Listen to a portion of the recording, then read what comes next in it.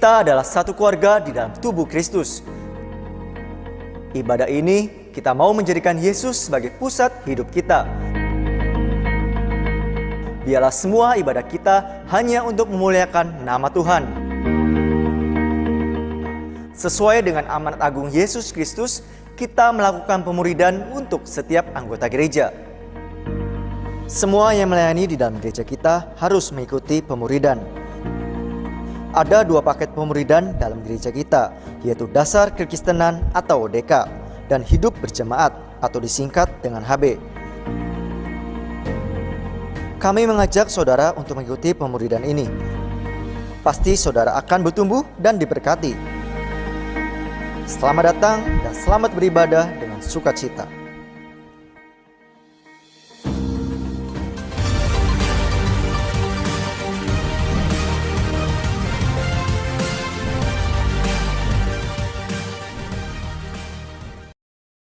Shalom, selamat pagi Bapak Ibu Saudara. Shalom seluruh jemaat Tuhan yang beribadah di rumah. Bersyukur di awal bulan ini kita masih sama-sama bisa memuji dan menyembah Tuhan. Mari sama-sama saya undang Bapak Ibu buat bangkit berdiri. Kita sama-sama menaikkan pujian syukur kita di hadapannya sebab Dia Tuhan yang baik. Amin. Yes.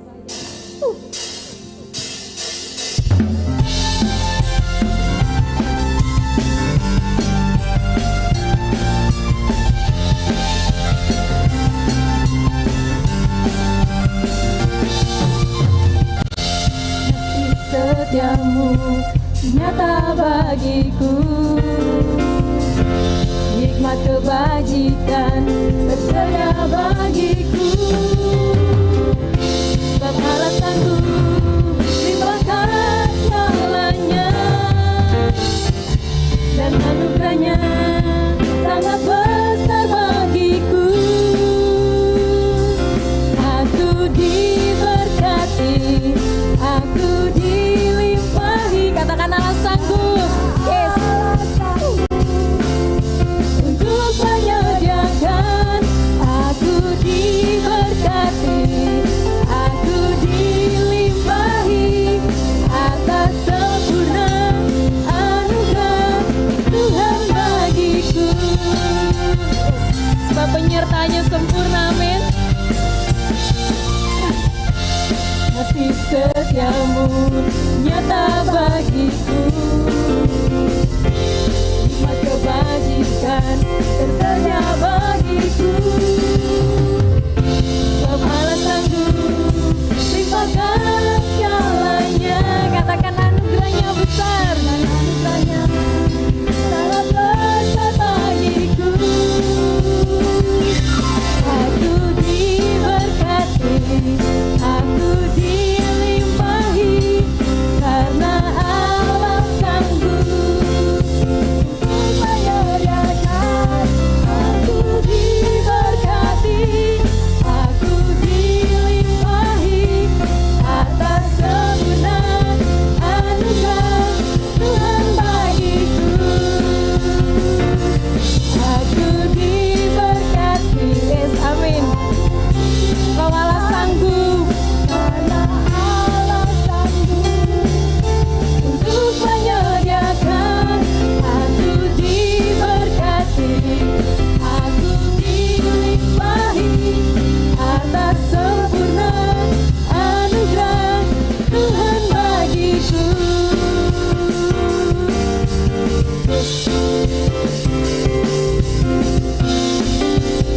Mari sama-sama katakan, sebab Allah sanggup, sebab Allah sanggup limpahkan segalanya, dan anugerahnya sangat besar bagi. Sebab Allah sanggup, sebab Allah sanggup limpahkan segalanya, dan anugerahnya sangat besar bagiku. Aku diberkati, amin. Aku dilimpahi karena Allah sanggup untuk menyediakan. Aku diberkati, aku dilimpahi atas sempurna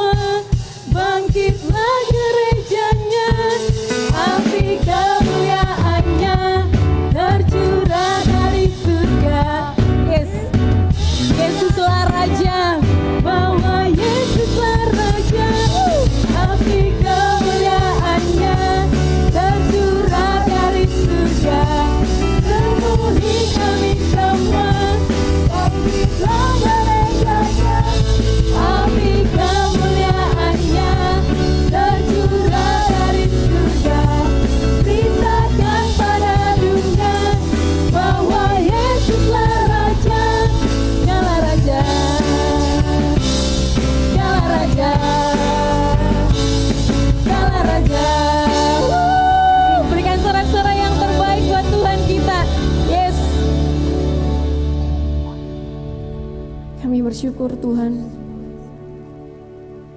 Engkau Raja atas setiap kehidupan kami Bapa.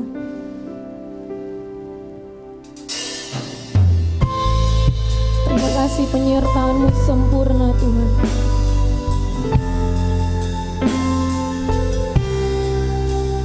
Semua hanya karena kemurahan-Mu. Kau baik, bahkan teramat baik.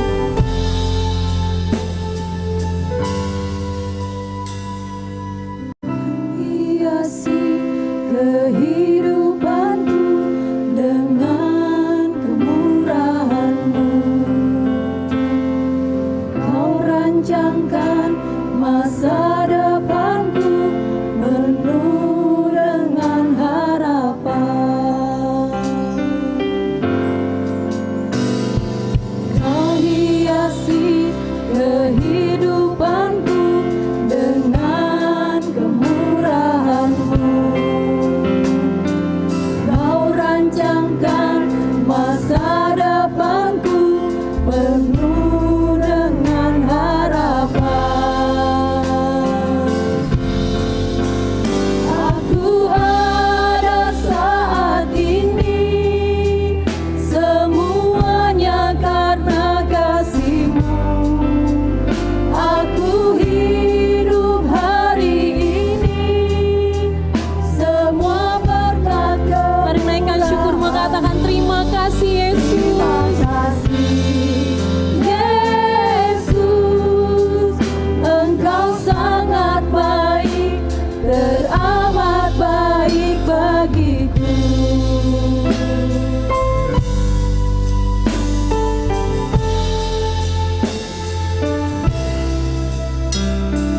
Kau hiasi kehidupanku dengan kemurahan-Mu. Kau rancangkan masa damai sejahtera penuh dengan harapan. Aku ada saat ini, semuanya karena kasih-Mu. Aku hidup hari ini, semua berkat kemurahan. Terima kasih, panggil namanya Yesus. Yesus, Engkau sangat baik, teramat baik. Aku ada saat ini, semuanya karena kasih-Mu. Aku hidup hari ini, semua berkat kemurahan-Mu. Terima kasih Yesus, Engkau sangat baik, teramat baik. Aku ada saat ini. Mari sampai telinga kita mendengar. Yesus, semuanya karena kasih-Mu Tuhan. Aku hidup hari ini, semua berkat kemurahan-Mu. Terima kasih Yesus, Engkau sangat baik, teramat baik. Aku ada saat ini, semuanya karena kasih-Mu.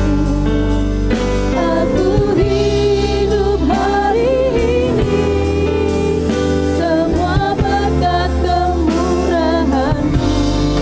Terima kasih Yesus, katakan terima kasih. Terima kasih Yesus. Katakan terima kasih Yesus. Terima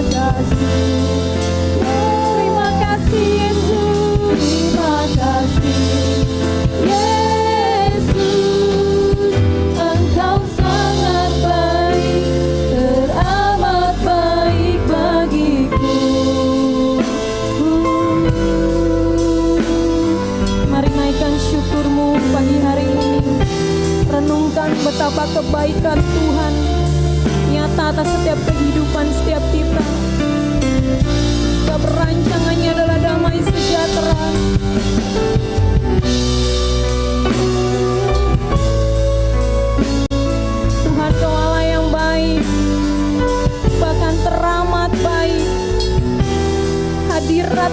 segalanya buat setiap kami Tuhan.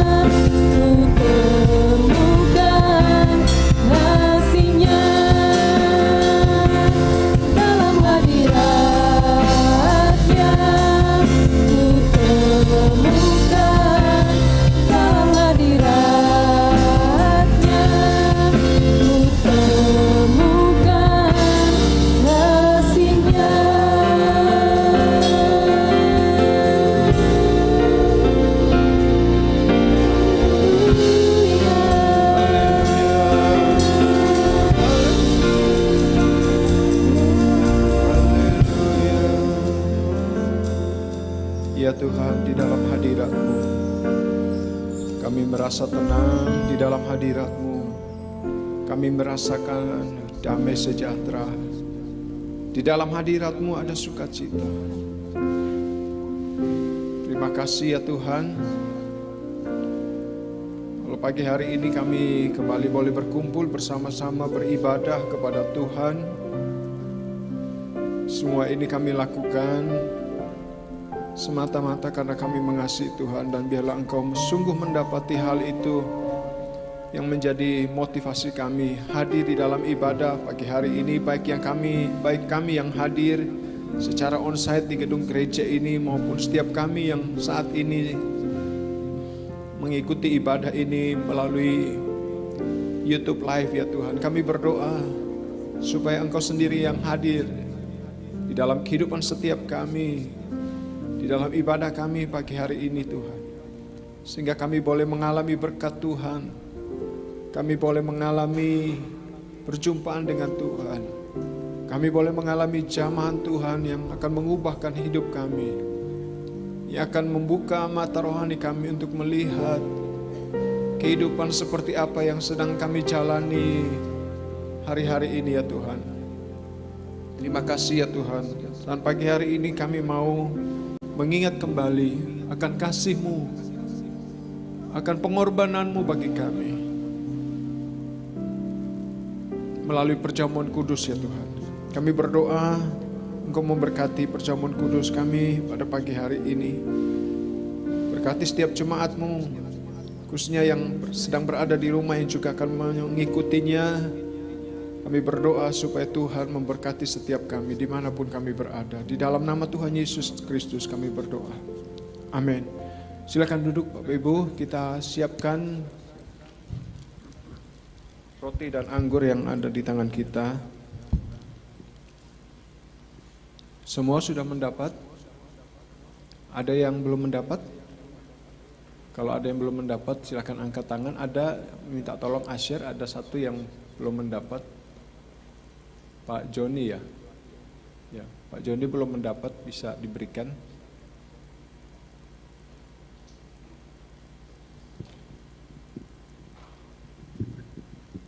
Ada lagi yang belum mendapat? Bapak sudah mendapat, Pak? Oh ya, sudah, oke. Baik. Silakan dibuka bersama-sama. Dan saya kembali mengajak kita berdiri untuk kita menghormati perjamuan kudus ini.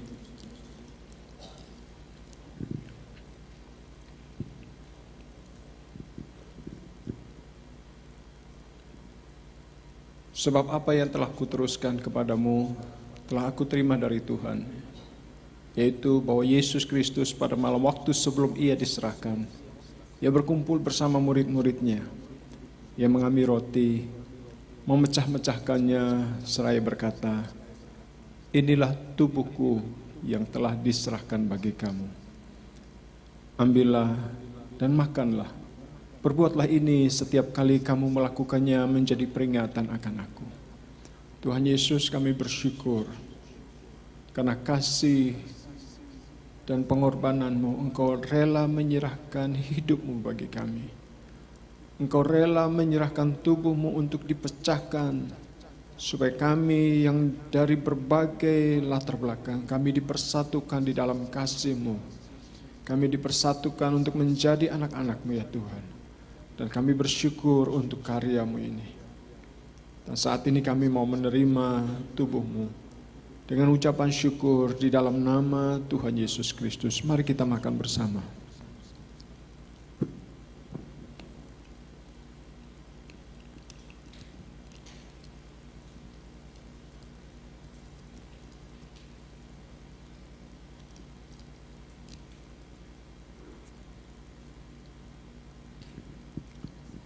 Mari kita angkat anggur yang ada di tangan kita.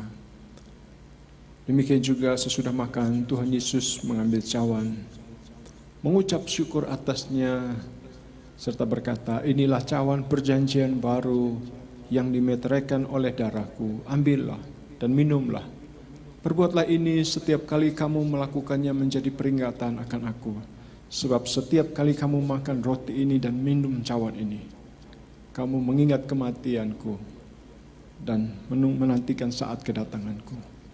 Tuhan, kami bersyukur buat darah-Mu yang telah ditumpahkan untuk pengampunan dosa-dosa kami. Dan oleh darah-Mu ya Tuhan, kami beroleh jalan masuk menghadap tahta kasih karunia-Mu. Dan oleh darah-Mu kami boleh berseru kepada Engkau, ya Aba, ya Bapa, oleh Roh Kudus yang Tuhan berikan di dalam hidup kami. Terima kasih ya Tuhan. Terpujilah nama-Mu, kami mau minum bersama di dalam nama Tuhan Yesus Kristus. Amin.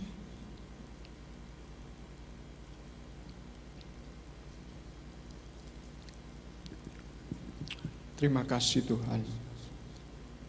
Terima kasih atas anugerah-Mu ya Tuhan. Oleh pengorbanan-Mu, Engkau memberikan jaminan kepada kami bahwa setiap kami yang percaya kepadamu beroleh hidup yang kekal.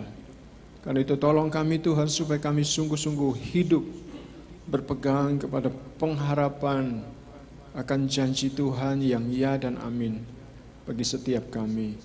Ingatkan kami ya Tuhan agar kami tidak melepaskan kepercayaan kami kepada Tuhan. Ingatkan kami ya Tuhan agar kami tidak meninggalkan Tuhan apapun situasi dan kondisi yang sedang kami alami ya Tuhan. Karena kami percaya Engkau menyediakan upah bagi setiap kami yang setia sampai kepada akhirnya. Terima kasih Bapa, berkati setiap jemaat-Mu yang sakit dikuatkan, yang sakit disembuhkan, yang lemah dikuatkan ya Tuhan melalui perjamuan kudus ini. Dan kami percaya, kami menerima janji Tuhan melalui karya penebusan-Mu. Di dalam nama Tuhan Yesus Kristus, Tuhan dan Juru Selamat kami yang hidup, kami berdoa dan bersyukur. Dan setiap kita yang percaya katakan, amin. Silakan duduk Bapak Ibu Saudara yang dikasihi Tuhan. Puji Tuhan, pagi hari ini jemaat yang hadir ibadah onsite cukup banyak, dan saya berdoa supaya, kita semua berdoa supaya Tuhan menolong kita semua, menolong bangsa dan negara kita untuk memulihkan keadaan yang sedang terjadi hari-hari ini. Apakah ada di antara Bapak Ibu Saudara-saudari yang hadir pagi hari ini yang sudah menerima vaksin? Coba angkat tangannya sudah menerima vaksin. Ya, saya sudah menerima vaksin juga. Dan usahakan supaya setiap kita menerima vaksin. Memang ada orang yang mengatakan vaksinnya ada antikrisnya. Ya, ada yang bilang nggak ada, yang ada barcode-nya itu di dus atau botolnya, nggak ada di dalam cairan vaksinnya. Karena kalau ada chip yang masuk melalui cairan vaksin itu, berarti tubuh kita akan mengalami masalah. Jadi vaksin yang saat ini sedang dijalankan oleh pemerintah bagi masyarakat itu vaksin yang aman, dan setiap kita boleh ya harus menerima vaksin itu bagi setiap kita yang memenuhi syarat. Karena pada waktu kita akan divaksin ada tim medis, ada dokter dan tim medis yang akan memeriksa kesehatan kita terlebih dahulu, apakah kita layak untuk menerima vaksin ini atau cukup sehat untuk menerima vaksin itu atau tidak. Dan saya mendorong supaya Bapak Ibu segera mendaftar melalui Peduli Lindungi atau mendatangi puskesmas terdekat untuk menanyakan bagaimana supaya Bapak Ibu Saudara bisa mendapatkan vaksin itu. Kecuali mungkin ada yang takut disuntik. Tapi saya percaya semua kita berani disuntik ya. Amin. Baik Bapak Ibu Saudara, tanpa memperpanjang pembahasan mengenai vaksin, saya mengajak kita untuk membuka di dalam Alkitab kita Efesus pasal yang keempat. Efesus pasal yang keempat. Nanti setelah saya atau kita membacakan, atau saya akan membacakan saja buat Bapak Ibu karena ayatnya cukup panjang, satu perikop. Nanti kita akan mengambil waktu sekitar 10 menit untuk mendengarkan ringkasan mengenai kitab Efesus ini. Apa yang dimaksudkan oleh Tuhan yang memakai Paulus untuk menuliskan surat kepada jemaat di Efesus ini. Ada pelajaran apa yang kita perlu ketahui dari surat Efesus ini berkaitan dengan kehidupan kekristenan kita yang harus kita jalani sebagaimana yang Tuhan kehendaki. Saya akan membacakan terlebih dahulu di dalam Efesus pasal yang keempat, ayat yang ke-17 sampai dengan ayat yang ke-32. Demikian firman Tuhan. Sebab itu kukatakan dan kutegaskan ini kepadamu di dalam Tuhan. Jangan hidup lagi sama seperti orang-orang yang tidak mengenal Allah dengan pikirannya yang sia-sia dan pengertiannya yang jauh dari hidup persekutuan dengan Allah, karena kebodohan yang ada di dalam mereka dan karena kedegilan hati mereka. Perasaan mereka telah tumpul sehingga mereka menyerahkan diri mereka kepada hawa nafsu dan mengerjakan dengan serakah segala macam kecemaran.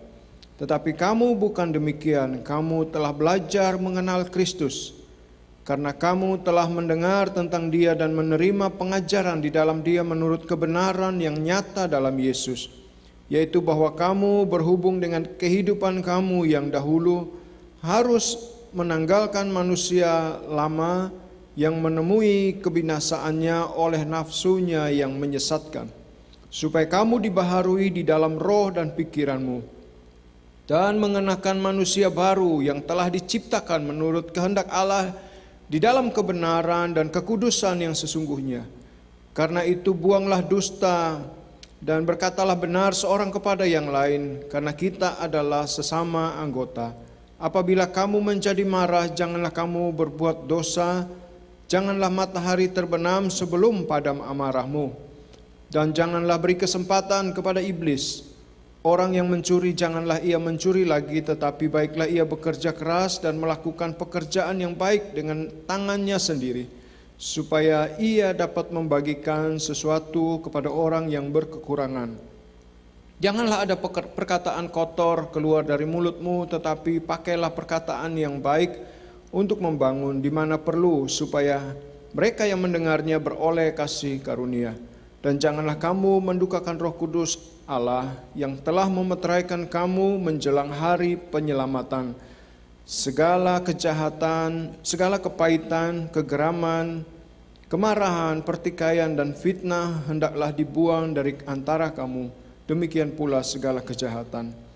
Tetapi hendaklah kamu ramah seorang terhadap yang lain, penuh kasih mesra dan saling mengampuni, sebagaimana Allah di dalam Kristus Yesus telah mengampuni kamu. Mari kita berdoa sekali lagi menyerahkan pemberitaan firman Tuhan. Tuhan, kami berdoa, memohon pertolongan Roh Kudus-Mu, tuntunan Roh Kudus-Mu, supaya kami boleh mengerti kebenaran firman-Mu sesuai dengan kehendak-Mu ya Tuhan.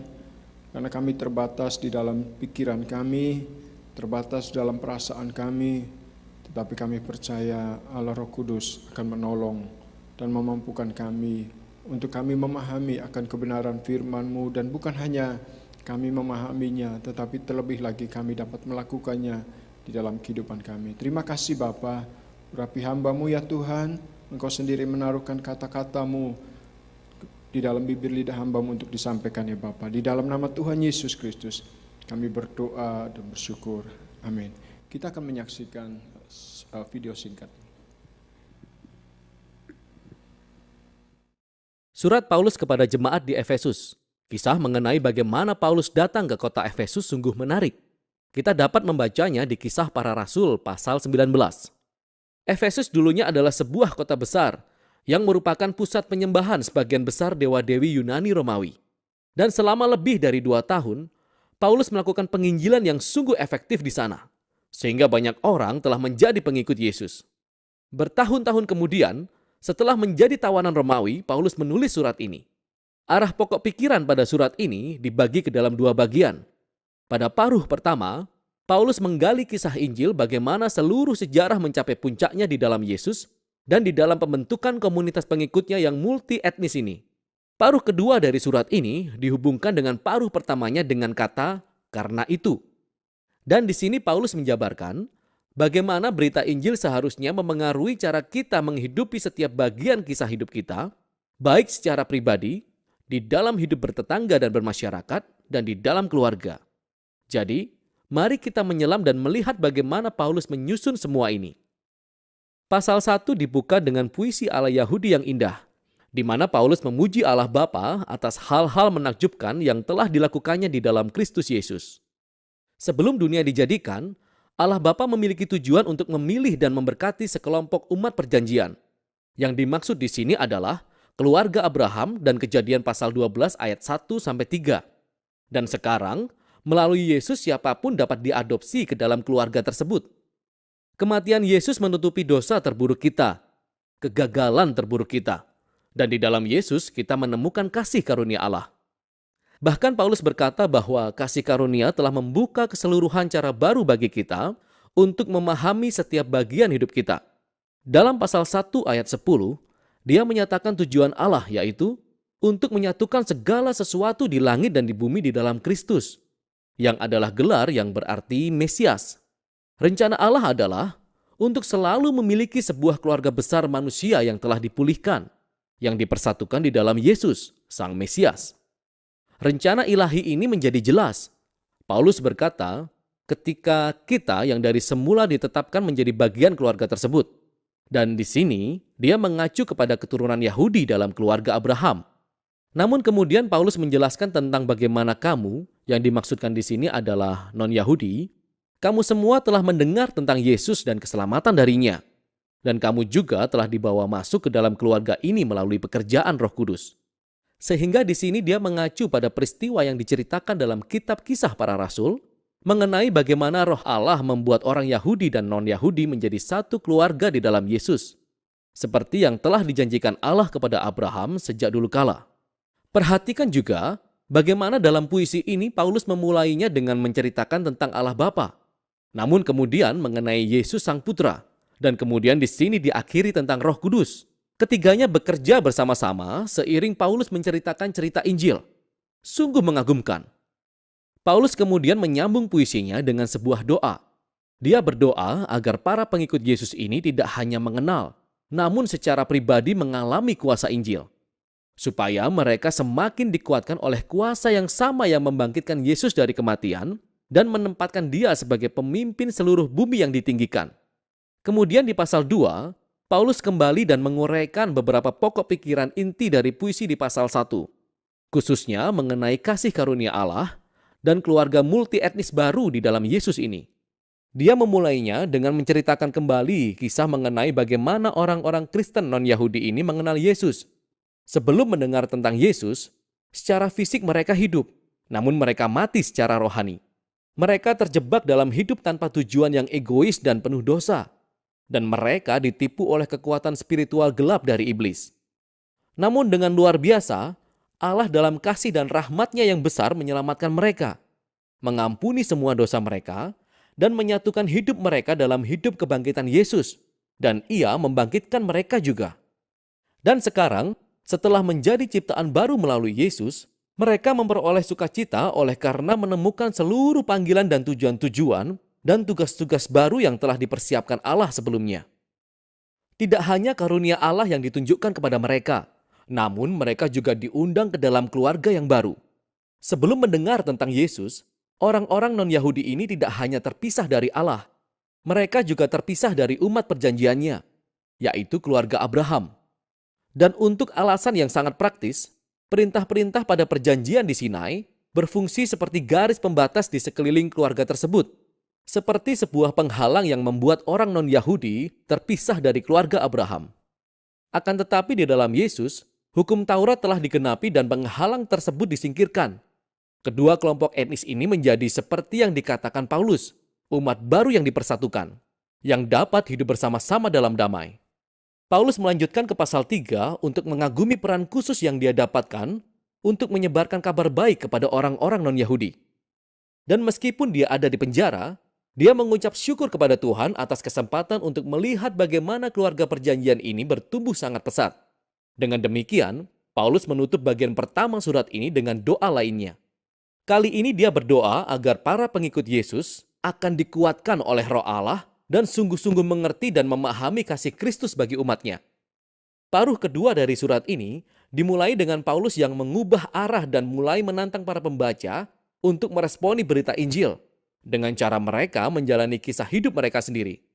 Jadi dia memulai pasal 4 dengan kehidupan sehari-hari gereja. Gereja merupakan keluarga besar dengan beragam manusia di dalamnya. Tapi dia menekankan bahwa mereka adalah satu, dan satu adalah kata kunci dalam pasal ini. Mereka adalah satu tubuh yang disatukan oleh satu roh. Mereka memiliki satu Tuhan dengan satu iman, memiliki satu baptisan, mempercayai satu Allah. Banyak sekali kesatuan. Akan tetapi Paulus berkata, kesatuan tidaklah sama dengan keseragaman. Dia lalu menjabarkan bagaimana keluarga baru Yesus terdiri dari berbagai jenis orang yang sangat berbeda-beda.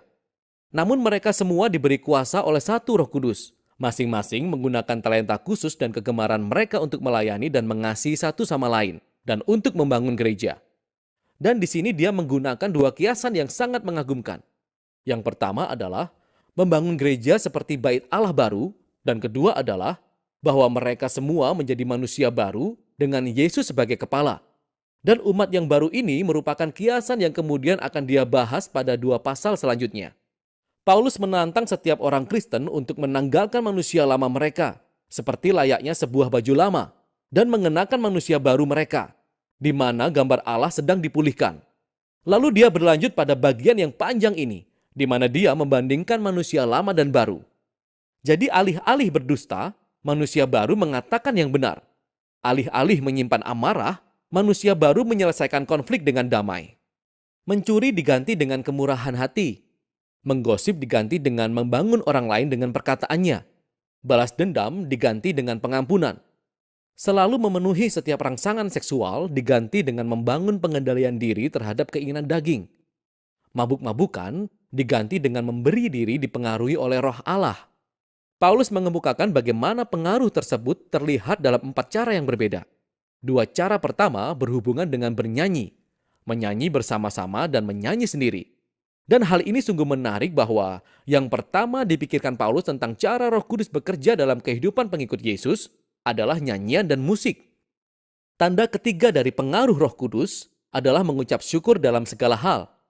Dan yang keempat adalah bahwa Roh Kudus akan mendorong para pengikut Yesus untuk menundukkan diri mereka di bawah yang lainnya dan mengutamakan orang lain lebih dari diri mereka sendiri. Dan ternyata Paulus mengembangkan bagian keempat ini dengan menunjukkan bagaimana ini berlaku dalam pernikahan Kristen. Ketika kamu memiliki istri yang mengikut Yesus, dia dipanggil untuk menghormati dan mengizinkan suaminya untuk bertanggung jawab atasnya. Dan sang suami dipanggil untuk mengasihi istrinya dan menggunakan tanggung jawabnya untuk mengorbankan agenda pribadinya untuk memprioritaskan kesejahteraan istrinya di atas kesejahteraannya sendiri. Dan Paulus berkata, pernikahan seperti inilah yang sebenarnya menghidupkan kembali berita Injil. Sang suami menggambarkan Yesus dan kasih serta pengorbanannya. Sang istri menampilkan gereja yang mengizinkan Yesus mengasihinya dan membuat dia menjadi baru. Paulus juga menerapkan pemikiran yang sama bagi anak-anak dan orang tua, demikian juga bagi hamba dan tuan. Paulus menutup suratnya dengan mengingatkan orang-orang Kristen ini akan realita roh-roh jahat. Mereka adalah roh dan kekuatan yang akan mencoba melemahkan kesatuan pengikut Yesus supaya mereka berkompromi terhadap hal-hal yang mempertaruhkan jati diri mereka sebagai manusia baru. Jadi Paulus menantang mereka untuk berdiri teguh dan mengenakan perlengkapan senjata Allah yang dijelaskan secara detail. Paulus mendapat ide tentang seluruh potongan-potongan senjata Allah dari kitab Yesaya. Dan dari cara Yesaya menggambarkan Raja Mesianis, sehingga sekarang sebagai pengikut Mesias, kita harus menjadikan perlengkapan Mesianis sebagai milik kita. Karena kitalah yang membentuk tubuh Kristus. Sebenarnya saya berpikir bahwa maksud Paulus bagi orang-orang Kristen adalah untuk secara proaktif membentuk kebiasaan, setiap waktu menggunakan doa dan firman, dan hubungan dengan sesama untuk membantu kita bertumbuh dan menjadi dewasa sebagai pengikut Kristus. Dan itulah surat bagi jemaat di Efesus. Pesan yang sangat kuat. Disinilah Paulus meringkas keseluruhan berita Injil, dan bagaimana hal ini seharusnya membentuk kembali setiap bagian dari kisah hidup kita.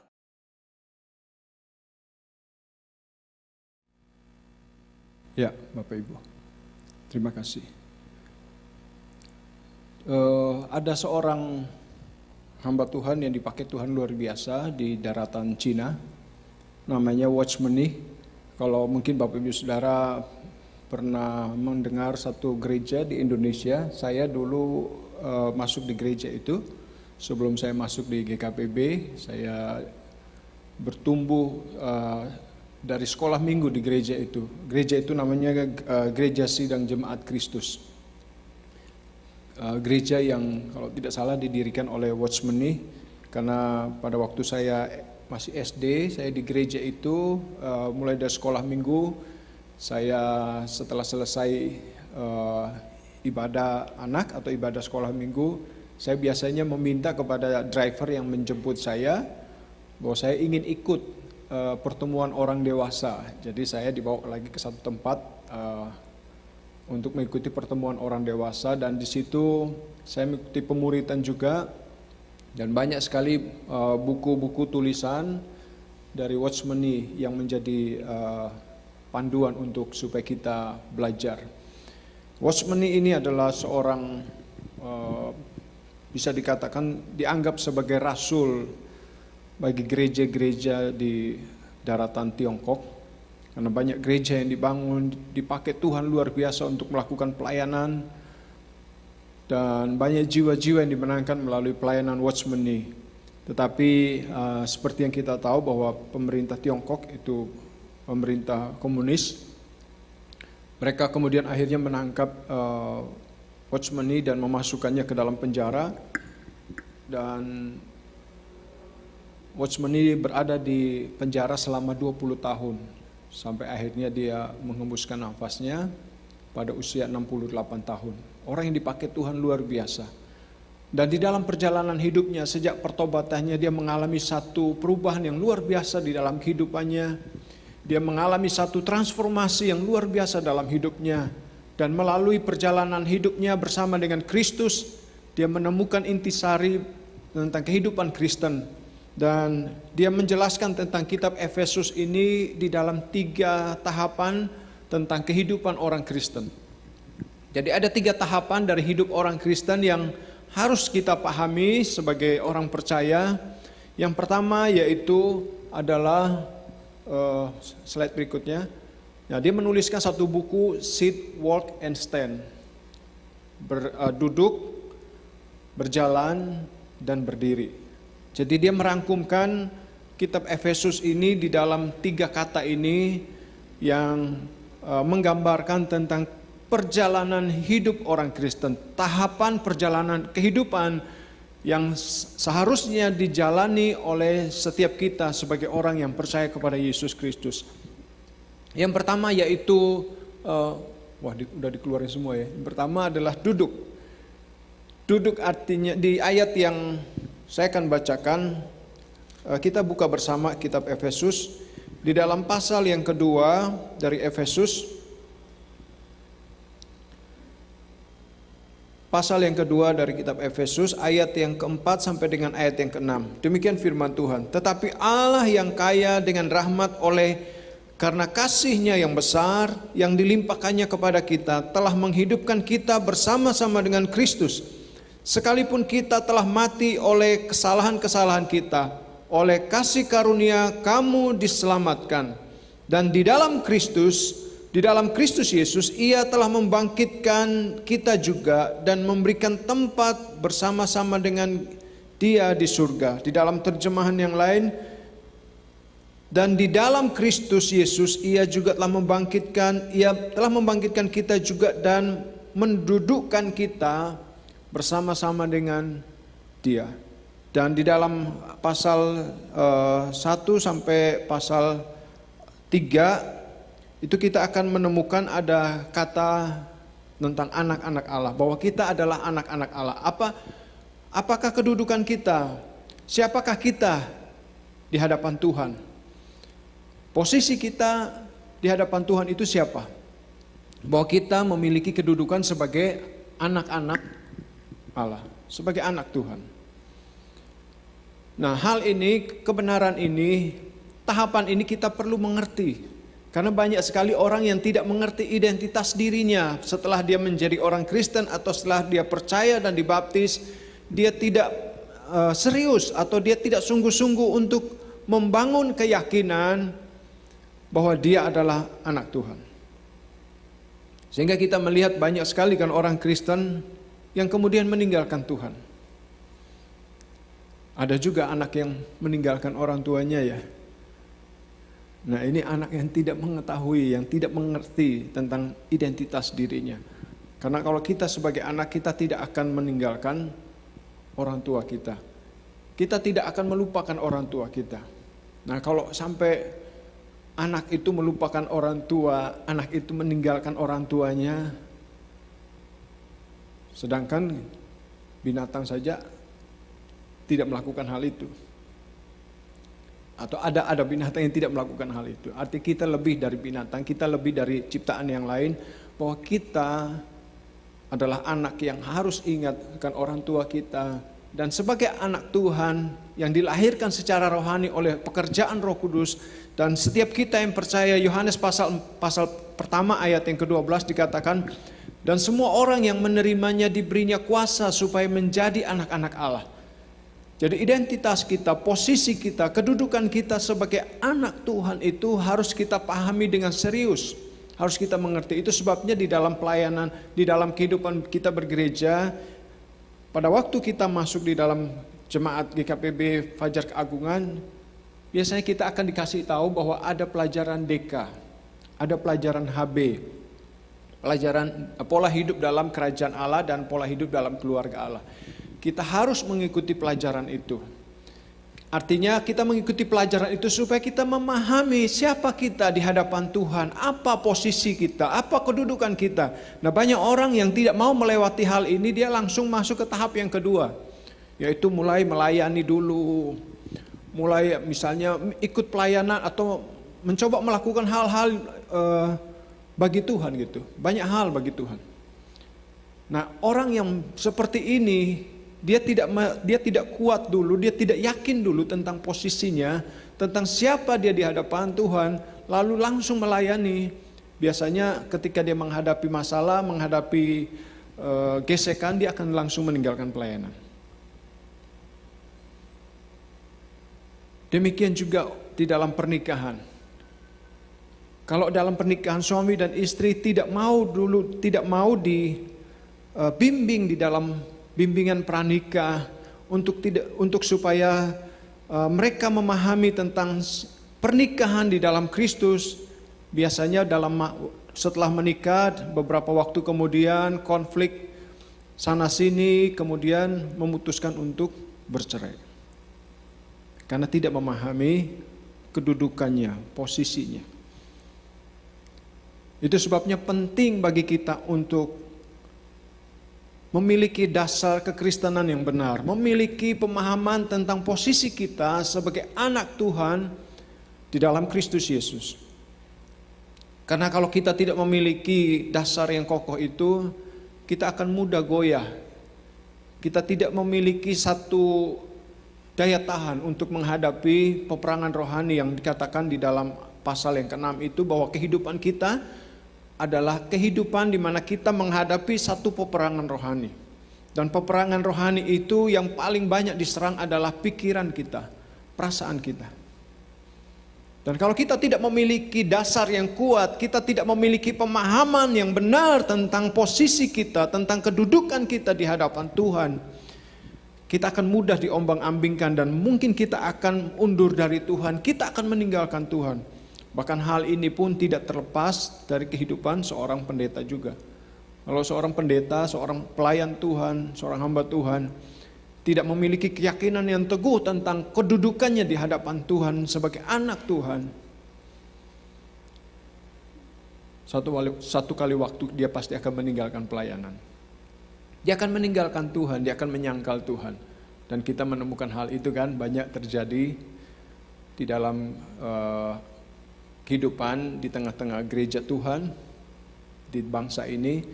Kita banyak melihat juga di YouTube, banyak sekali orang yang dulunya mengatakan pendeta, mantan pendeta, kemudian mereka memutarbalikkan kebenaran, menyangkal kebenaran. Kenapa? Karena mereka tidak memiliki keyakinan tentang siapakah diri mereka di hadapan Tuhan. Jadi Watchman ini mengingatkan kita bahwa penting untuk kita meyakini kedudukan kita di hadapan Tuhan. Yang kedua yaitu berjalan. Artinya ini tentang kehidupan yang harus kita jalani. Kehidupan yang meneladani Yesus seperti kehidupan yang Tuhan Yesus jalani di muka bumi ini. Karena itu ada banyak hal yang harus kita pahami, bahwa kita harus membuka kehidupan kita, mengizinkan Roh Kudus untuk mentransformasi hidup kita, mengubahkan hidup kita, mengubah pola pikir kita. Rasul Paulus mengingatkan kepada jemaat di Roma, di dalam Roma pasal yang pertama, Roma pasal yang ke-12. Ayat yang kedua dikatakan bahwa janganlah kamu menjadi serupa dengan dunia ini, tetapi berubahlah oleh pembaharuan budimu, sehingga kamu dapat membedakan manakah kehendak Allah, apa yang baik dan yang berkenan kepada Allah. Kita tidak akan bisa menjalani kehidupan di dalam pola hidup yang baru, kita tidak akan menjalani kehidupan kita menjadi manusia yang baru kalau kita tidak mulai dari langkah yang pertama, yaitu memahami posisi kita di hadapan Tuhan. Dan kita hanya akan bisa menjalani kehidupan yang baru kalau kita mengikuti teladan yang Tuhan Yesus telah contohkan bagi kita. Kita hanya akan bisa menjalani kehidupan kita yang baru dengan meneladani para pahlawan iman. Rasul Paulus juga berkata demikian kepada jemaat yang ia layani, ikutilah teladanku. Mengapa Rasul Paulus mengatakan ikutilah teladanku? Karena dia pun berusaha untuk meneladani Kristus. Dan setiap kita juga harus melakukan hal yang sama dalam hidup kita. Memang tidak mudah. Saya pun harus mengakui bahwa sebagai seorang papa, seorang ayah, saya belum sempurna untuk menjadi teladan bagi anak-anak saya. Ada dalam beberapa area dalam hidup saya tidak menjadi berkat bagi anak-anak saya. Saya tidak menjadi teladan bagi mereka. Tetapi ketika kita membaca firman Tuhan, ketika saya kembali kepada firman Tuhan, diingatkan kembali tentang kehidupan kita. Artinya firman Tuhan ini seperti cermin yang kita dapat melihat noda apa yang masih ada dalam hidup kita, masih ada pada diri kita. Sama seperti ketika kita bercermin, kita akan melihat noda apa yang ada di wajah kita. Demikian juga pentingnya kita membaca firman Tuhan ini, supaya pada saat kita membaca firman Tuhan ini seperti yang dikatakan oleh Rasul Paulus juga kepada Timotius, bahwa segala tulisan yang diilhamkan oleh Allah ini bermanfaat untuk mengajar kita, untuk menyatakan kesalahan kita, untuk memperbaiki kelakuan kita, dan untuk mendidik kita hidup di dalam kebenaran. Karena kalau kita hidup sebagai orang percaya, hidup sebagai orang Kristen, kita tidak memiliki panduan ini, kita tidak menjadikan Alkitab sebagai panduan di dalam hidup kita, kita tidak akan tahu, kita tidak akan mengerti bagaimana seharusnya kita menjalani hidup ini. Kita tidak punya tuntunan. Dan itu juga yang kita perhatikan, saya perhatikan banyak dijalani oleh kehidupan orang Kristen. Banyak orang Kristen yang sudah percaya Yesus, sudah datang ke gereja, memberi persembahan, ikut pertemuan doa, hanya di situ. Tetapi kita tidak meneladani Kristus, kita tidak mengalami Kristus dalam hidup kita. Yang ketiga yang Watchman dikatakan adalah berdiri. Berdiri, tetap berdiri teguh. Nah, di dalam poin yang kedua, saya akan mengajak kita membaca di dalam Efesus pasal yang keempat. Efesus pasal yang keempat tentang berjalan.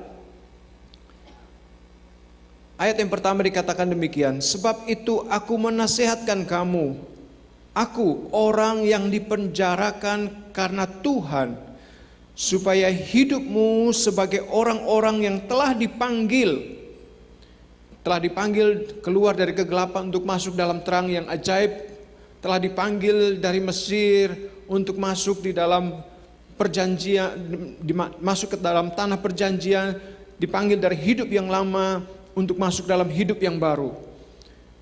Nah, dikatakan dipanggil, yang telah dipanggil berpadanan dengan panggilan itu. Dalam terjemahan yang lain yaitu supaya kamu sebagai orang yang telah dipanggil, kamu berjalan sesuai dengan panggilan, untuk supaya kita hidup sebagai manusia yang baru. Kita harus berjalan bersama dengan Tuhan. Ada banyak hal yang nanti saya akan jelaskan di situ tentang bagaimana kita harus berjalan. Kita harus berjalan mengikuti teladan Kristus, berjalan dalam kerendahan hati, berjalan dengan iman, berjalan di dalam tuntunan Roh Kudus. Kalau kita ingin mengalami sebuah kehidupan baru yang bukan saja baru, tetapi kehidupan baru yang dewasa. Tuhan mau supaya setiap kita menjadi orang-orang yang dewasa, karena hanya orang dewasa yang bisa menjadi teladan bagi orang lain. Hanya orang dewasa yang bisa menjadi berkat buat orang lain. Dan yang ketiga yaitu duduk. Di dalam pasal yang ke-6 ayat yang ke-10 dikatakan demikian. Akhirnya hendaklah kamu kuat di dalam Tuhan, di dalam kekuatan kuasa-Nya.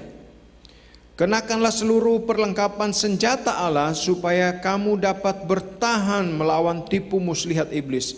Nah, dalam terjemahan lain kata bertahan itu di terjemahan bahasa Inggrisnya itu supaya kamu dapat stand, supaya kamu dapat berdiri teguh menghadapi peperangan rohani. Jadi tahapan ini harus kita pahami. Kalau kita mau memahami firman Tuhan, sekarang kan ada selain kita baca, tapi kita juga ada Alkitab suara ya. Nah, Bapak Saudara mungkin bisa di YouTube ada itu, ada Alkitab suara, tapi juga ada tulisannya. Jadi Bapak Saudara bisa dengar, bisa baca. Itu akan menolong Bapak Ibu. Nah, ada banyak seluruh Alkitab ini sudah ada Alkitab suaranya. Jadi Bapak Ibu Saudara kalau mau supaya setiap kita bertumbuh di dalam firman, setiap saat firman Tuhan itu menguasai hati dan pikiran kita, firman Tuhan ini menjadi darah daging di dalam hidup kita. Kita harus banyak mengkonsumsi, atau istilahnya kita harus membaca firman Tuhan. Karena Tuhan Yesus berkata bahwa firman-Nya itu adalah roti hidup. Firman-Nya adalah air hidup. Akulah roti hidup, akulah air hidup, kata Tuhan Yesus. Jadi kalau kita mau hidup rohani kita menjadi kuat, hidup rohani kita menjadi dewasa, dan kita hidup sebagai manusia yang baru di dalam Kristus, kehidupan Anda menjadi Anda yang baru di dalam Kristus, tidak ada cara lain. Kita harus menjadikan firman Tuhan ini menjadi mana surgawi bagi kehidupan kita. Dan kita hanya akan bisa berdiri teguh kalau kita punya iman yang kuat. Ada perlengkapan senjata rohani yang harus kita kenakan. Dan dari mana kita mendapatkan perlengkapan senjata rohani itu bagi kehidupan kita? Kita tidak bisa memperoleh senjata rohani itu di luar firman Tuhan. Karena seluruh perlengkapan senjata rohani, ketopong keselamatan, perisai iman, pedang roh, apalagi ikat pinggang kebenaran, baju jirah keadilan, kasut kerelaan untuk memberitakan Injil. Dari mana kita dapat memperoleh seluruh perlengkapan senjata Allah itu? Kita nggak bisa beli di toko. Kita hanya dapat peroleh dari sini, dari firman Tuhan. Kalau kita kuat di dalam firman Tuhan, kalau kita didewasakan oleh firman Tuhan, maka kita akan menjadi orang yang tetap berdiri teguh. Pada saat serangan dari kuasa kegelapan menghantam kehidupan kita, menghantam keyakinan kita akan posisi kita di hadapan Tuhan sebagai anak Allah, iblis akan terus berusaha untuk menggoyahkan keyakinan iman kita kepada Yesus Kristus sebagai Tuhan. Kalau Bapak Saudara membuka YouTube, banyak sekali serangan-serangan yang dilakukan terhadap iman kekristenan, untuk supaya kita meragukan siapakah Yesus itu di dalam hidup kita. Dan kita semua harus yakin bahwa Yesus Kristus adalah Tuhan dan satu-satunya juru selamat. Di luar Yesus tidak ada keselamatan. Di luar Yesus kita tidak memiliki pengharapan akan hidup yang kekal. Nah, keyakinan ini harus terus kita kokohkan, kita teguhkan. Karena sementara kita menghadapi serangan dari kuasa kegelapan yang kita tidak tahu, karena orang murtad itu kan nggak tiba-tiba kan, bener nggak? Masa tiba-tiba orang jalan, saya murtad gitu, nggak ada. Orang murtad itu karena dapat serangan yang terus menerus, dan dia tidak sadar itu, dia tidak kuat di dalam firman, dia tidak memiliki persekutuan dengan Tuhan, dia tidak mengenal karena dia tidak punya relasi dengan Tuhan, dia tidak mengenal Tuhan, dia tidak mengalami Tuhan, maka mudah bagi kita untuk ambruk, kandas imannya. Dan kita nggak bisa membiarkan itu, Bapak Ibu. Peperangan rohani ini akan terus berlangsung dan akan mencapai puncaknya. Apalagi di tengah masa pandemi ini banyak orang yang bertanya-tanya, kenapa harus mengalami ini? Kenapa Tuhan? Kenapa begini? Banyak orang yang mungkin dipecat dari pekerjaannya, tidak punya penghasilan. Banyak orang yang mengalami sakit dan tidak punya uang untuk mengobati penyakitnya, untuk membayar dokter, membeli obat. Dan hal-hal tersebut bisa membuat orang meninggalkan Tuhan. Itu adalah serangan-serangan yang sedang dilancarkan oleh kuasa kegelapan terhadap kehidupan kita sebagai orang Kristen. Tetapi kalau kita hidup sebagai manusia yang baru, kita akan bertahan sampai kepada kesudahannya.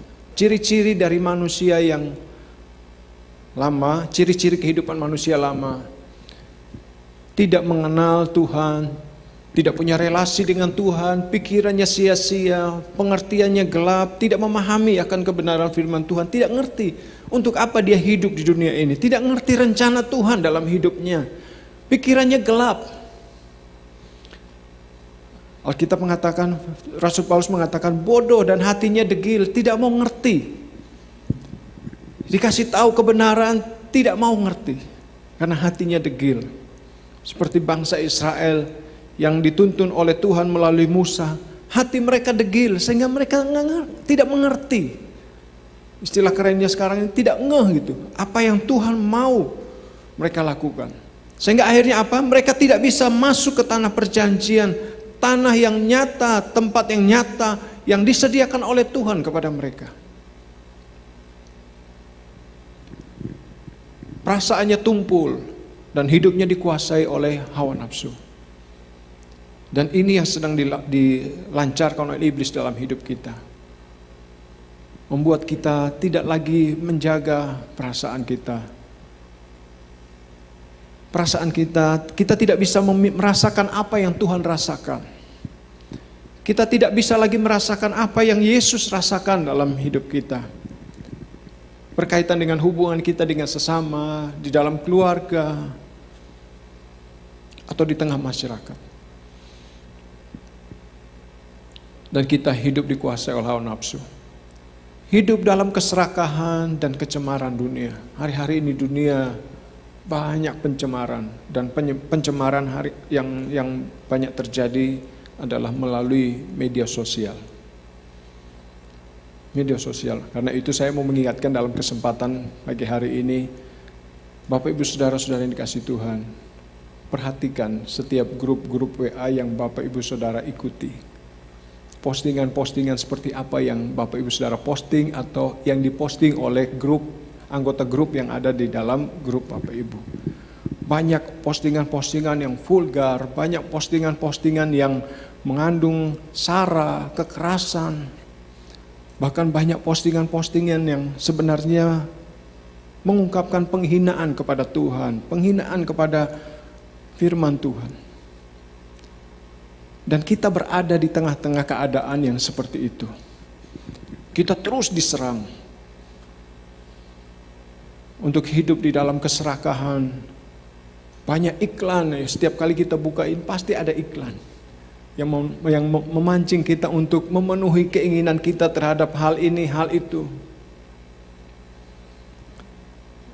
Dan segala kecemaran yang lain. Nah, inilah ciri-ciri kehidupan manusia lama yang kita bisa temukan di dalam kitab Filipi yang diingatkan oleh Rasul Paulus kepada jemaat di Efesus dan juga kepada setiap kita yang hidup di akhir zaman ini supaya kita berhati-hati. Dan berikutnya adalah ciri-ciri dari kehidupan manusia yang baru.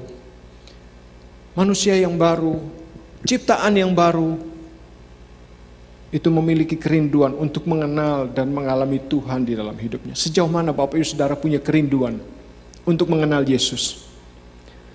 Sejauh mana Bapak Ibu Saudara-saudari dalam hidupmu engkau memiliki kerinduan untuk mengalami Tuhan di dalam kehidupanmu? Bukan hanya tahu tentang Tuhan. Kalau tahu tentang Tuhan ya sama seperti kita tahu Presiden Indonesia adalah Joko Widodo. Tetapi apakah Bapak Ibu Saudara mengenal dan memiliki satu relasi yang pribadi dengan Jokowi? Belum tentu. Tetapi kita bersyukur bahwa Tuhan kita bukan Tuhan yang tidak bisa yang tidak bisa kita temui. Bahkan Tuhan yang kita sembah di dalam Yesus, Tuhan yang kita kenal di dalam Yesus adalah Tuhan yang Immanuel, Tuhan yang beserta dengan kita. Bahkan dikatakan bahwa Dia ada di dalam kita. Karena itu kalau kita membaca Alkitab, khususnya di dalam Efesus ini, kita akan menemukan ada banyak kali kata di dalam Kristus, di dalam Kristus, di dalam Kristus. Artinya di dalam hidup kita setiap waktu, setiap saat, kita harus pastikan apakah kita berkata-kata di dalam Kristus, kita melakukan segala sesuatunya dalam Kristus atau tidak. Karena Tuhan Yesus katakan, di luar aku kamu tidak dapat berbuat apa-apa. Jadi bawa diri kita untuk terus mendekat kepada Kristus, mengenal Kristus, hidup di dalam Kristus, hidup di dalam firman-Nya. Itu adalah tanggung jawab kita. Mendengarkan dan menerima kebenaran Kristus, membuang semua yang tidak ada gunanya, membuang semua sampah di dalam hidup kita. Ada banyak sampah di dalam hidup kita yang harus kita buang, tetapi ada banyak orang yang senang menyimpan sampah di dalam hidupnya. Ada banyak sampah-sampah di dalam jiwa kita yang harus kita buang. Ada banyak sampah-sampah di dalam pikiran kita yang harus kita keluarkan sebelum hal itu membusukkan kehidupan kita. Sebelum semua sampah-sampah itu merusak hidup kita, kita harus buang. Dan saya yakin semua kita tahu sampah-sampah apa yang harus kita buang. Karena setiap orang, setiap manusia punya sampahnya sendiri-sendiri. Dan kita harus temukan, wah ini sampah ini saya harus buang. Sampah ini saya harus buang. Jangan kita simpan. Manusia yang di dalam Kristus, manusia baru di dalam Kristus, tidak mencuri, rajin bekerja, berikutnya murah hati, membangun orang lain dengan perkataannya, tidak mendukakan Roh Kudus, membuang segala kepahitan, kegeraman. Nah, ini yang saya sebutkan tadi, sampah-sampah. Kepahitan, kegeraman, kemarahan, pertikaian, fitnah, itu harus dibuang, kata Paulus. Dibuang. Karena sejak kita mengenal Kristus, kita adalah ciptaan yang baru, yang lama sudah berlalu, sesungguhnya yang baru sudah datang. Artinya kita harus mengarahkan hidup kita untuk hidup sebagai ciptaan yang baru, hidup sebagai manusia yang baru. Hiduplah sebagai Anda yang baru di dalam Kristus. Supaya hidup kita dapat menjadi terang, hidup kita boleh menjadi kesaksian bagi orang lain. Sehingga hidup kita, melalui hidup kita orang lain datang kepada Kristus. Karena hari-hari ini banyak orang di luar sana yang sedang membutuhkan Kristus, yang mau melihat Kristus dalam hidup kita. Karena sekarang Kristus tinggal di surga, dan Roh Kudus diberikan kepada Bapak Saudara dan saya, supaya Bapak Saudara dan saya dapat merefleksikan, dapat merepresentasikan Kristus itu bagi dunia. Sebelum nanti Kristus datang untuk menghakimi dunia ini. Jadi setiap kita, ibaratnya saat ini kita ini menjadi pengacara-pengacara Tuhan. Menjadi juru syafaat yang berdiri di antara celah. Antara Tuhan dengan orang-orang yang hidup di dalam kegelapan. Yang kalau mereka tidak melihat terang itu, kalau mereka tidak menerima terang itu, kalau mereka tidak mau menerima Kristus, maka pada akhirnya kita tahu bahwa mereka akan dihukum. Jadi untuk apa kita tinggal di dalam dunia ini? Apakah hanya untuk sekedar menikmati kenyamanan? Tidak, Tuhan memanggil Bapak Saudara untuk mengenal Dia, untuk meyakini kedudukan Bapak Saudara di dalam Dia, untuk berjalan di dalam Dia, menjadi terang bagi dunia ini. Dan pada akhirnya, di akhir dari hidup kita, kita menjadi orang yang tetap berdiri teguh, tidak menyangkal iman kita. Seperti Rasul Paulus berkata, bagiku hidup adalah Kristus, mati adalah keuntungan. Dan dia juga berkata bahwa dia sudah mencapai garis akhir. Dia telah memelihara iman. Dia telah mengakhiri pertandingan yang baik. Dan sekarang telah tersedia baginya mahkota yang disediakan oleh Allah baginya. Dan bagi setiap kita yang menantikan kedatangannya.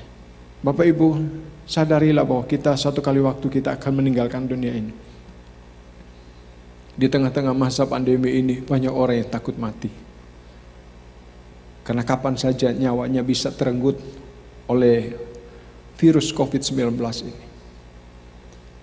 Tapi jangan sampai kita menjadi orang-orang yang mati sia-sia.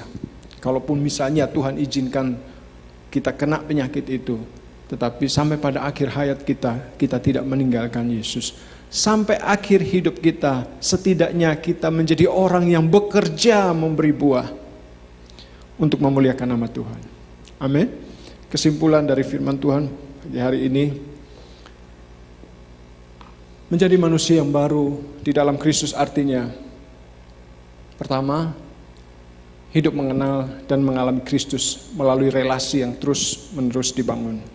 Kita tidak akan mengenal Kristus, kita tidak akan mengalami Kristus kalau kita tidak memiliki relasi. Dan relasi itu bersifat dinamis, harus terus-menerus kita bangun setiap saat, dari waktu ke waktu. Yang kedua, hidup dengan pola hidup dan mentalitas kerajaan Allah. Ada banyak hal yang harus kita ubah dalam hidup kita. Ada banyak pola pikir yang harus kita ubah dalam hidup kita. Dan mari kita mengubahnya sesuai dengan pola dan mentalitas kerajaan Allah yang kita dapat temukan di dalam firman Tuhan. Semua surat-surat kiriman Rasul Paulus yang dikirimkan dari penjara kepada jemaat yang ada di Asia Kecil, itu banyak berbicara tentang kehidupan yang seharusnya dijalani oleh setiap orang yang telah percaya kepada Yesus Kristus, yang disebutnya sebagai hidup sebagai manusia yang baru. Dan yang ketiga yaitu hidup menjadi saksi dan duta Kristus agar orang lain percaya kepadanya. Bapak Saudara mau hidup dalam hidup yang baru? Bapak Saudara mau hidup sebagai manusia yang baru, sebagai Anda yang baru di dalam Kristus? Untuk itulah kita dipanggil. Untuk itulah kita diselamatkan. Untuk itulah kita ditebus. Kita ditebus supaya hidup bagi Kristus. Sama seperti Rasul Paulus yang dia menyadari, dia terbuka dengan hidupnya yang lama, bahwa dia adalah orang yang paling hina. Dia orang yang paling berdosa. Rasul Paulus katakan itu. Tetapi sekarang dia katakan, bagiku hidup adalah Kristus, mati adalah keuntungan. Apakah kita dapat berkata seperti Paulus? Seperti yang Paulus katakan, bagiku hidup adalah Kristus, mati adalah keuntungan. Tetapi jika aku harus hidup di dunia ini, itu berarti bagiku bekerja memberi buah. Mari kita bangkit berdiri berdoa. Tuhan, kami sungguh menyadari dan mengakui bahwa kami masih jauh dari hidup sebagai manusia yang baru di dalam Kristus. Ada banyak hal yang masih harus terjadi, masih harus diubahkan dalam hidup kami. Ada banyak hal yang masih kami buang di dalam hidup kami. Ada banyak hal di dalam kehidupan kami yang masih harus kami tanggalkan ya Tuhan. Supaya rupa Kristus itu sungguh nyata melalui kehidupan kami sebagai umat tebusan-Mu. Sebagai orang-orang yang telah dipanggil keluar dari kegelapan untuk masuk di dalam terang-Mu yang ajaib. Sehingga sinar kemuliaan-Mu ya Tuhan, cahaya kemuliaan Tuhan itu boleh memancar bagi orang-orang yang ada di sekitar kami. Dimulai dari Yerusalem kami, keluarga kami, Yudea, keluarga besar kami, Samaria, dan sampai ke ujung bumi. Tuhan tolong kami ya Tuhan. Engkau melihat kerinduan dari setiap jemaat-Mu, GKPB Fajar Keagungan, yang hari ini menyatakan kerinduan mereka untuk beribadah kepada Tuhan, mencari Tuhan, berusaha untuk mengenal Tuhan, berusaha untuk membangun relasi dengan Tuhan. Tuhan kami berdoa, saya berdoa ya Tuhan, supaya Tuhan memberi pertumbuhan kepada jemaat-Mu ini, untuk mereka hidup sebagai manusia yang baru, ciptaan yang baru, untuk supaya kami terus mengarahkan hidup kami berjalan di dalam Kristus, agar hidup kami boleh memuliakan Engkau ya Tuhan. Dan pada akhirnya kami dapat berdiri teguh setelah kami menyelesaikan segala sesuatu dalam hidup ini, setelah kami menghadapi peperangan rohani yang setiap waktu, setiap saat terus menerus menyerang kehidupan kami. Jadikan kami menjadi orang yang tetap kuat dan berdiri teguh sampai pada akhirnya. Terima kasih ya Tuhan. Terima kasih Bapa. Hanya di dalam nama Tuhan Yesus Kristus kami berdoa dan bersyukur. Amin. Silakan duduk Bapak Ibu, kita akan mendengarkan pengumuman. Terima kasih untuk Bapak Pendeta Alexi. Bapak Ibu, sebentar kita akan memberikan persembahan dan persepuluhan. Mari sebelumnya kita membaca pengakuan sebelum membawa persembahan persepuluhan ke rumah Tuhan. Malaiki 3 ayat 10 sampai 12. 1. Dalam nama Tuhan Yesus Kristus, aku bawa persembahan persepuluhan ini ke rumah pembendaraan supaya ada makanan di rumah Tuhan. 2. Tuhan berjanji akan membuka tingkap-tingkap langit dan mencurahkan berkat kepadaku sampai berkelimpahan. 3. Tuhan berjanji akan menghardik belalang pelahap, yaitu pengeluaran-pengeluaranku yang tidak perlu dan tidak harus dikeluarkan, supaya jangan dihabisinya hasil tanahku. 4. Tuhan berjanji agar pohon anggur di padang berbuah bagiku, yaitu semua bisnis dan pekerjaan yang aku kelola, tidak ada yang gagal, tidak ada yang rugi, semua menghasilkan keuntungan. 5. Tuhan berjanji bahwa semua bangsa akan menyebut aku berbahagia, diberkati, dan aku menjadi negeri kesukaan. Amin. Mari kita berdoa Bapak. Bapak, kami ucap syukur Tuhan buat pagi yang terbaik. Tuhan, terima kasih buat setiap kebenaran firman-Mu yang boleh kami dengar. Biar Tuhan tuntun setiap kami Bapak, perbaharui setiap sikap hati kami Tuhan, agar hari ke hari kami boleh menjadi serupa dan segambar dengan Engkau Tuhan. Sebentar kami akan berikan persembahan dan persepuluhan ini, kami memberikannya dengan kerelaan hati kami Tuhan dan dengan sukacita Bapa, biar apapun yang kami lakukan itu boleh berkenan di hadapan-Mu Tuhan. Di dalam nama Tuhan Yesus, haleluya, amin.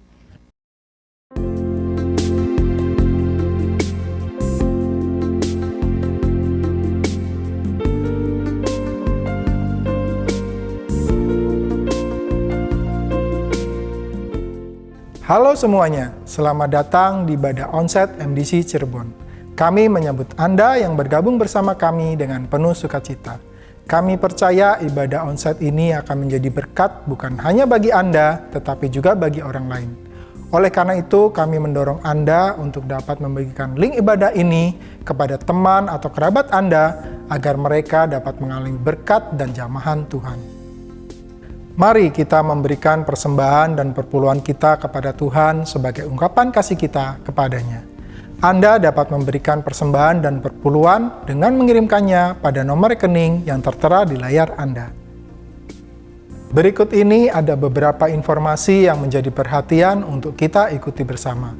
Untuk ibadah umum yang akan datang, tanggal 14 Maret 2021 akan dilakukan 2 kali ibadah dengan jadwal sebagai berikut. Ibadah pertama pukul 9 sampai dengan 10 WIB. Dan ibadah kedua pukul 17 sampai dengan 18 WIB. Namun kita harus tetap memperhatikan himbauan protokol kesehatan pemerintah sebagai berikut. Menggunakan masker, menggunakan hand sanitizer, tempat duduk berjarak, pengecekan suhu badan, tidak berkerumun, dan bersalaman dengan tidak berjabat tangan. Bagi Bapak Ibu yang berusia 60 tahun ke atas, sesuai anjuran pemerintah, dihimbau untuk tidak beribadah di gereja terlebih dahulu, melainkan saudara dapat mengikuti ibadah secara live streaming melalui YouTube channel GKPB Fajar Keagungan MDC Cirebon pada pukul 9 pagi dan 17 sore. Baptisan air akan diadakan Kamis 8 April 2021 pukul 13 sampai dengan selesai bertempat di ruang ibadah depan MDC Cirebon. Bagi saudara-saudari yang ingin mengikutinya, saudara dapat mengisi form baptisan dengan menghubungi Bapak Suhono Bunadi di konter depan setelah ibadah selesai atau melalui nomor WA di nomor 0856 4726 2222. Keakraban dengan Tuhan merupakan kunci untuk memiliki kekuatan di dalam menghadapi masa sukar saat ini. Oleh karena itu, jangan lewatkan ibadah doa pagi, doa kontemplatif, doa malam, dan doa syafaat yang akan menolong Anda untuk membangun keakraban dengan Tuhan. Beban pergumulan yang berat tidak harus Anda tanggung sendiri. Kirimkan beban doa Anda ke nomor 0812 3568 8570. Karena para pendoa gereja kita akan mendoakan beban pergumulan doa Anda. tetap kuat dalam Tuhan. Jangan lewatkan informasi penting kegiatan lainnya dari gereja kita. Bapak, Ibu, Saudara-saudari dapat menghubungi hotline di bawah ini. Kami menantikan kunjungan Anda berikutnya.